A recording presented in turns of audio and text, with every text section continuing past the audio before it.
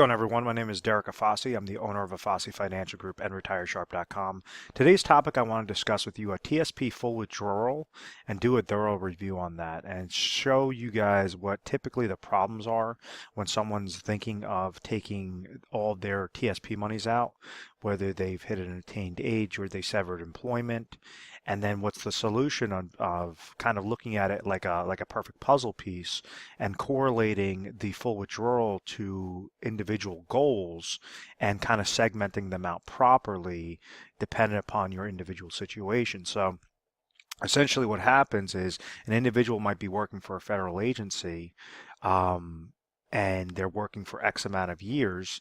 They hit their 60s and then they say, you know what, I want to retire. I'm basically going to call it quits. So after X amount of years of service, that might determine how much pension income that they're receiving. So that's a set income stream, a guaranteed income source to the federal government of providing them lifetime income in retirement. So let's say if somebody's working and then all of a sudden they retire at age 65 and then they trigger their pension income, well, that's going to be a specific dollar amount. They may or may not be offered an additional Social Security supplement, depending upon which sort of worker they were, how long ago did they set up with the federal agency. But ultimately, you have a secondary income source known as Social Security that might get triggered at a full retirement age around 67, or if they want to take it a little bit earlier, right around 65 as well.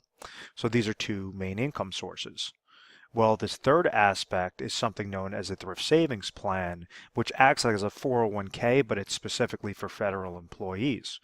So what was happening with this TSP was an individual was working, they were getting paid specific dollar amount, and the employer, the federal agency, is saying, well, we'll give you a type of savings account, a type of retirement savings account that you could place your dollars into.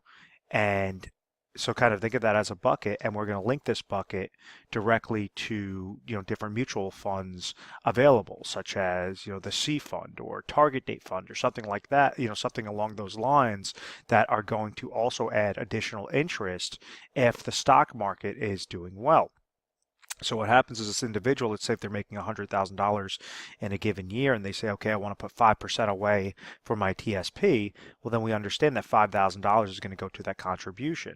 Let's say if the thrift savings plan is giving a match of 5%, that's just a hypothetical example, well, then that says is the $5,000 that the individual put in, the $5,000 that the federal agency put in equals $10,000 of a contribution for that year.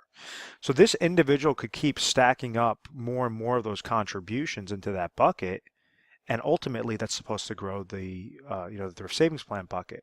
The problem that lies is this interest credit.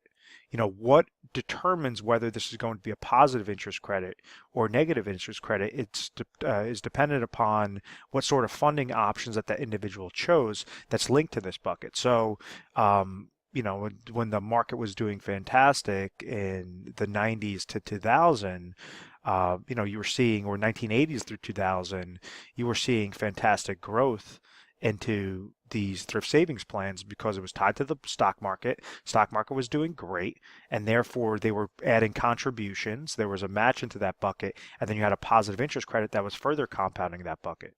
Well, you also have hiccups in specific years, and you have downward volatility, you have downward market losses, hence 2008, where you had average portfolios that lost from anywhere 30% all the way to 57% with these types of buckets in just 1 year. So it didn't matter how well or how much this person was saving throughout their entire working years. If they're going and let's say they threw $200,000 total into this bucket throughout the course of that time frame, their account grew to $500,000. But then in 2008, there was, a 30% or 50% drop. They're losing half of that portfolio. They're losing $200,000, $300,000 all in 1 year, which now they're entering the year, $250,000, $300,000. That's a large impact. That's equivalent to some houses that individual just lost, and they had nothing to show for it, is because this interest credit was tied to a risky aspect. It was tied to something that did not have a specific floor behind it, did not have a specific safety net if the market went down. So they're saying, oh, well, the market's going to always do great. The market's always going up. It's going up. Yes, but when you're trying to plan for retirement, you want to do everything possible to make sure that you're eliminating that downward market loss so that you do not fall victim to those baby boomers that got affected in 2008 when they said, "Oh, I'm going to be retiring soon," and then ultimately the stock market destroyed their dreams as that additional retirement supplement, as this additional bucket. So let me clear up the screen real quick. So when we look at that TSP as a bucket and that individual situation, let's say they're 65 and they want to call it quits, they want to retire. Well, we understand at age 65 they're going to be receiving pension income, they're going to be possibly receiving Social Security income, and then you have this thrift savings plan that they could leverage that as an additional income source to suffice whatever their specific expenses are, from year age 65 all the way to the rest of their life, to the day that they pass away. And then also, depend upon their spouse's life as well. Usually individuals want to be covered on joint lives. So there's different ways on how they could leverage this TSP account. And I wanted to talk about the little tidbit regarding that interest credit, because that's so vital to understand whether or not it makes sense to take a full TSP, a full withdrawal, meaning use a form TSP 70, and you rolling those over, rather than take the full withdrawal. When people hear the word withdrawal, they just think, I'm going to take a withdrawal and throw it in my checking account. No, you want to take the full withdrawal and place them into specifically designed IRA contracts that serve a purpose, dependent upon that individual's goal. So what I mean by that is, if we have this individual that is age 65, and let's say that they retire, their pension income is coming to them, and let's say that's 30,000. Their Social Security income, they trigger that early, that's another 30,000. But they have a need of $70,000 of expenses from ages 65 all the way into retirement. Well, then that tells us that they have a gap of what? $10,000. Really simple. Let me clear up the screen. I don't want it to look too messy. And let's say that they have an additional, so I just kind of moved all the variables up top. Let's say in their TSP bucket, this is sitting at another $400,000. So they could go and say, okay, I'm going to just leave my money in the TSP. I'm just going to constantly risk it in those funding options that I have available for myself, and just kind of let it ride and just skim off the top, pull off of those monies. The problem with that is the funding options are very limited, and they're usually very crappy funds. Yes, they're inexpensive, but the reason why they're inexpensive is because they're very crappy, meaning that when the market takes a hit, these accounts usually take a very large hit depending upon what they're invested in.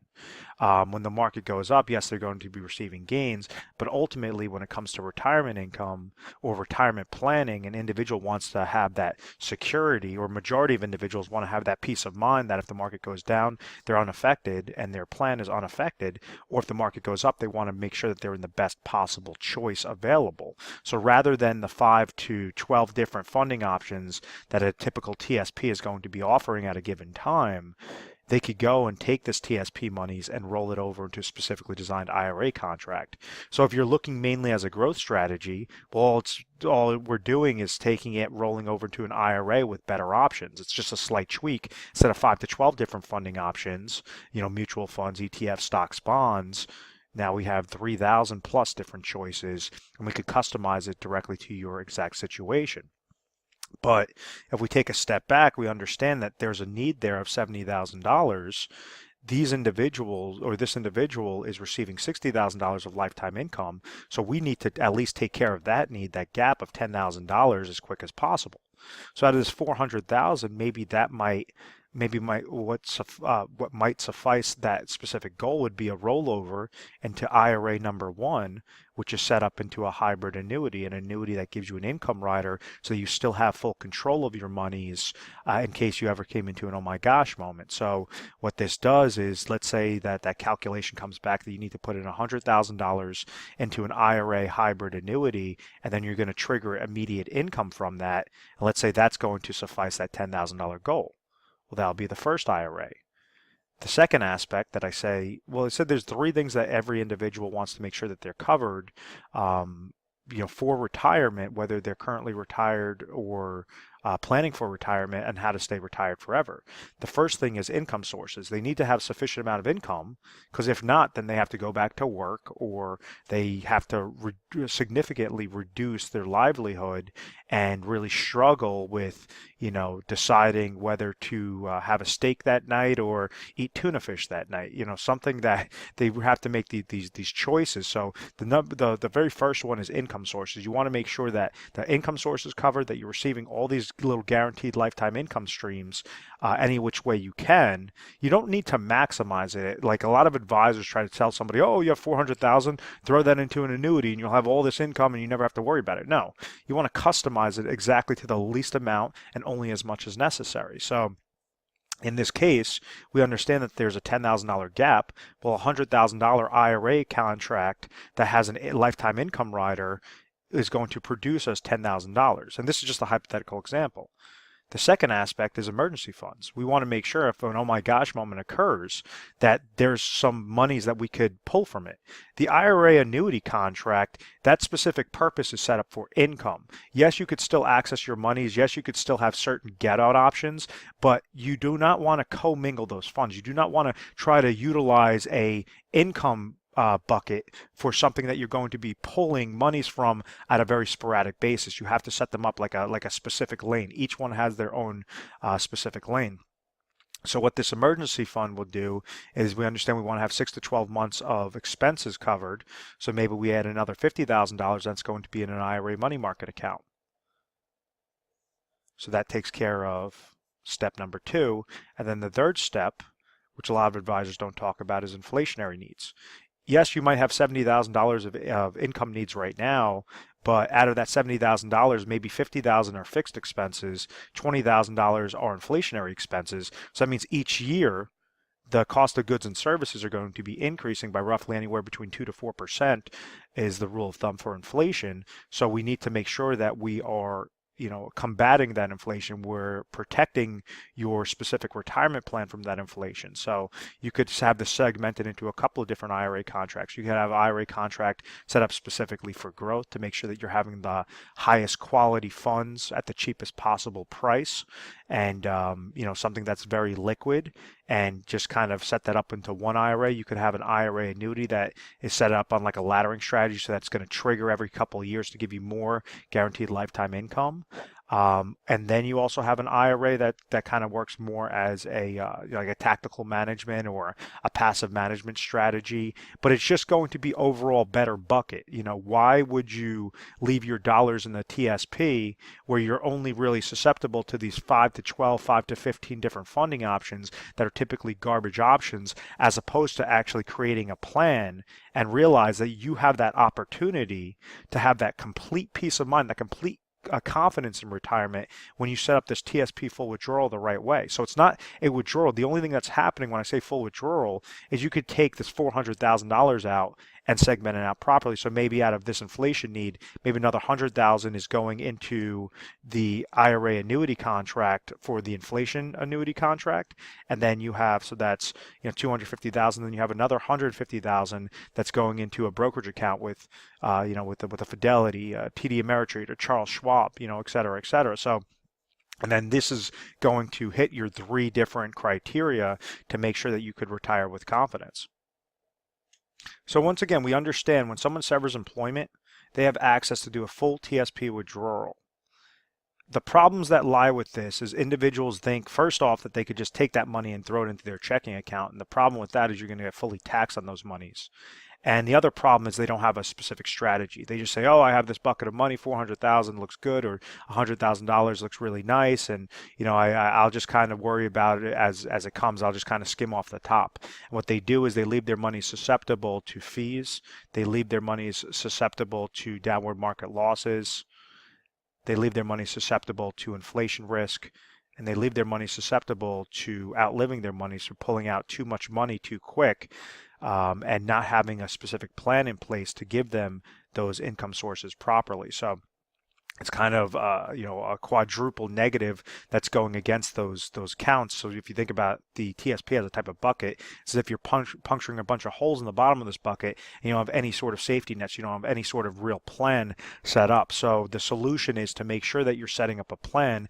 Typically, I guide individuals and I say, make sure your income sources are covered, make sure your emergency funds are covered, make sure your inflationary protection is covered, so that you have as much fund money, as much money left on the sidelines as possible, so that if you want to go and there's a good year, you have some good growth into your account, excellent. You go and take that extra trip to Europe. You go and, you go golfing every day. You have your own golf fund, your own fishing fund, whatever that case may be. But that's ideally retirement, something that you don't have to go to work, but you understand that the income is still coming to you, and you don't have to stress out, watching MSNBC saying, oh my God, what's going on with my money? What's going on with the market?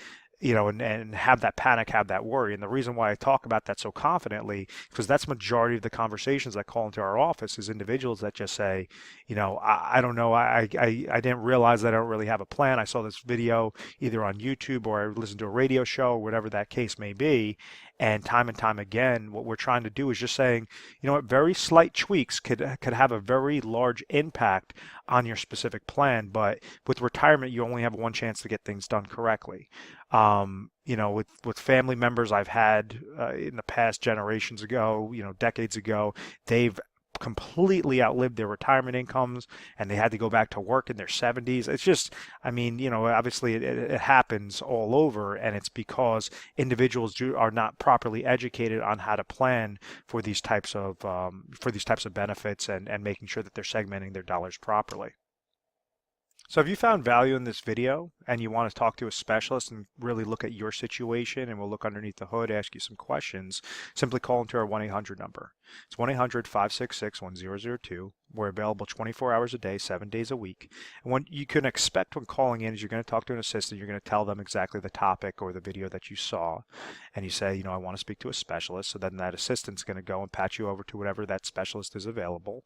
And they're just going to ask you a question. They're going to ask you a couple of questions. It's going to be very casual conversation, and we're going to try to educate you. So we try to educate you guys through PDFs, through personalized videos, different things to make sure that you're acclimated with the process. There are some times that we say, listen, stay exactly put. There's no reason to change anything. Or there might be some times that we say, yes, you might want to utilize that form TSP 70, make sure that it's spliced up into these 4 different IRA contracts, or 1 IRA, or 2 different IRA contracts, whatever is going to correlate to your exact goal. So this is where I really disagree with a lot of the seminar marketing on either TSP plans or planning in general, is because if you have 50 heads at a seminar and this individual is going off of one strategy, one product line, the odds that all 50 of those individuals have that same need is slim to none. So everything has to be personalized, and this is why we try to make sure we're available to you guys 24 hours a day, 7 days a week. We're A+ rated on the Better Business Bureau. We are an accredited business through them. And, feel free to give us a call. Once again, I want to thank you very much for watching this video. Feel free to subscribe to my YouTube channel, Retire Sharp, so you have access to the most updated videos. Thanks so much, guys.